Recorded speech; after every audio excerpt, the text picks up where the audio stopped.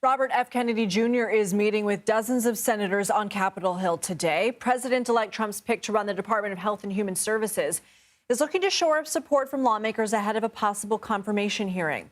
Several of Trump's picks have faced criticism, including Kennedy, over their qualifications and potential plans for the departments they've been tapped to head, if confirmed.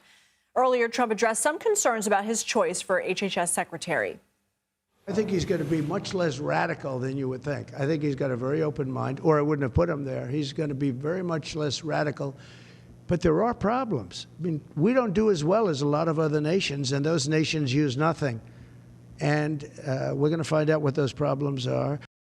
CBS News congressional correspondent Scott MacFarlane is on the Hill with more. Scott, what are we expecting from RFK's meetings on Capitol Hill? And, I mean, to his point, there are a lot of lawmakers who have been sort of had split reactions to this. Some of his thoughts they agree with, some they're concerned about. Break that down for us. Yeah, for better or worse, these meetings with RFK Jr. have been eagerly anticipated, both by his supporters and by his critics.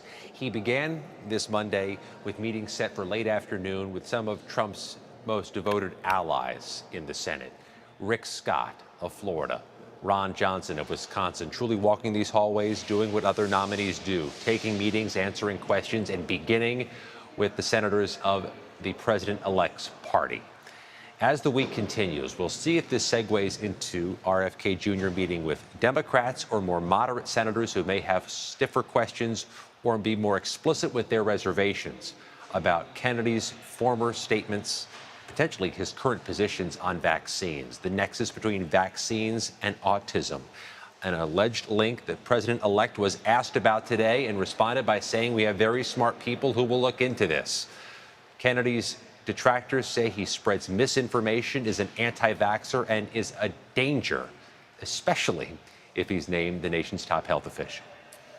Right. I mean, scientists have been looking into vaccines, and the ones that are on the market right now are deemed to be safe, not only for public health, but also for the individuals.